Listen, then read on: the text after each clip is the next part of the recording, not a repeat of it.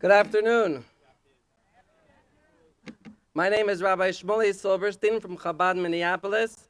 And on behalf of, thank you, and on behalf of all of the Chabad rabbis and rebbitzins in Minnesota, I want to thank the JCRC and all of our co-sponsors of this most important event. And I want to thank all of you for coming out this afternoon to unite together against anti-Semitism.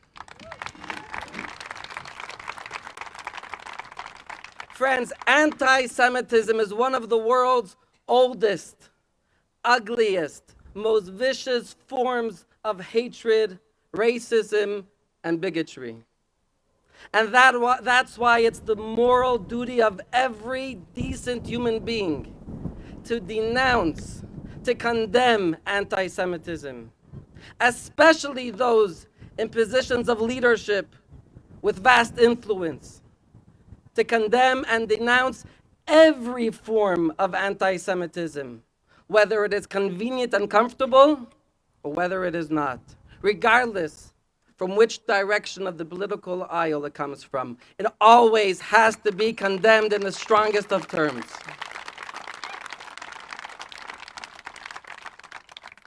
But friends, ultimately, anti-Semitism is a form of darkness.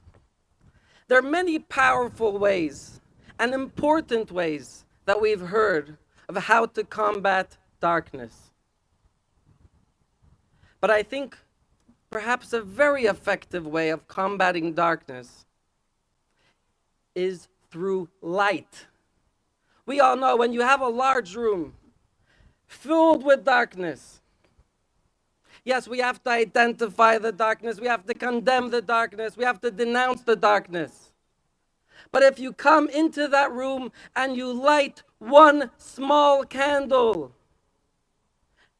as our sages tell us, a little bit of light can dispel a great amount of darkness. So friends, anti-Semitism, as we know, is a global issue. It seeps into every single part of the world, in all types of shapes and forms. So we have a global task at hand. But I'm reminded of the words of a very wise man. He said, when I was young, I was ambitious, and I was set to change the whole world. But with time, I grew and I saw changing the world is far too large of a task. So I decided, let me change my country. But that too was too big. So I turned to changing my city and then my community. And he says, now I am 80 years old and I've come to realize the only thing that I can change is myself. But then he added, but if I would have realized this when I was young, I could have changed the entire world. So friends, we've heard so many important things that people in positions of leadership and supporting legislators can do. But what can we do as individuals?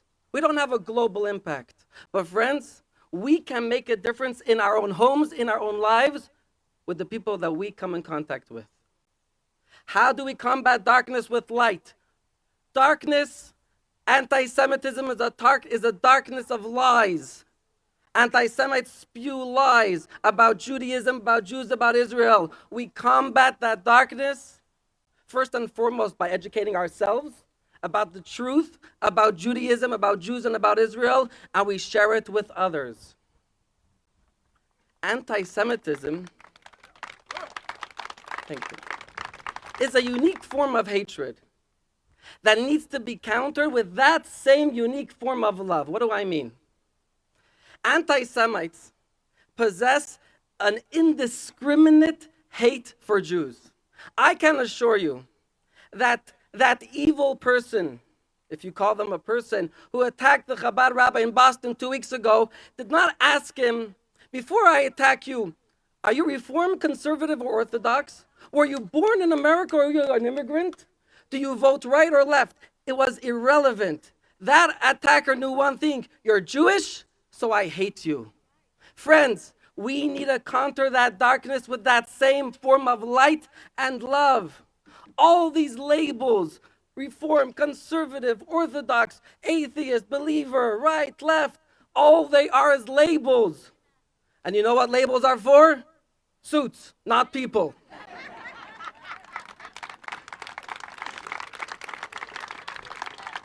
So let us not change the world, but practically speaking, think for a moment.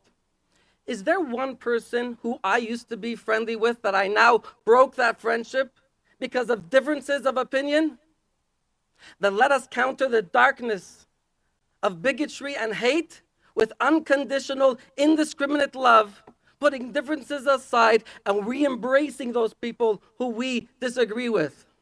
I'm reminded of a story about my teacher, the Lubavitch Rabbi of righteous memory, who had a disagreement with another rabbi.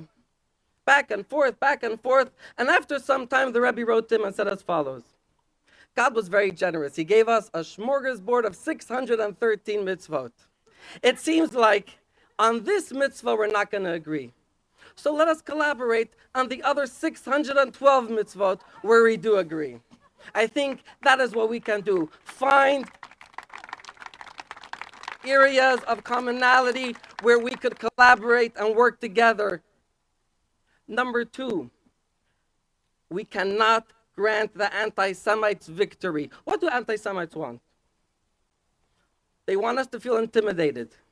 They want us to be fearful. They want us to take our Judaism into the bunker and to hide our Jewish identity. Let us not grant them that victory. Let us be proud Jews in the open, wearing our kippahs, our chais, our Star of Davids, affixing our mezuzot on the front doors, on the outside of our home. Let us not. Yes, absolutely, we should ensure the proper measures for safety and security, but let us not grant them that victory that they want of Jews in hiding. Let us be proud Jews.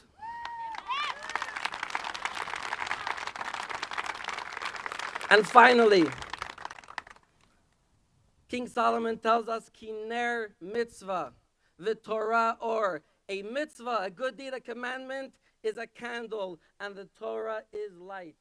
Our most potent tool that has carried us through all the storms of history is that we held on to the light of a mitzvah. Friends, when you take a small coin and you put it into a charity box, that mitzvah of tzedakah fills you, your home, and your life with light, with positive energy. When you light the Shabbat candles Friday evening, in addition to the physical light and warmth, it fills your home with a godly, spiritual energy of holiness, of beauty, of peace. When we take time in our day to study the beautiful wisdom of Torah, it lifts us up. It brings light into our lives.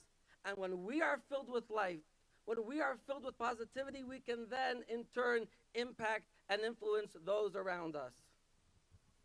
And if you doubted for one moment the power of you as an individual and the power of the metaphysical, something that is not revealed to the naked eye, over the last year and a half, we've seen the impact, how one person carrying a virus that is not visible could impact millions and even billions of people. Don't underestimate the power of one kind light and candle of goodness, of love, of kindness and justice.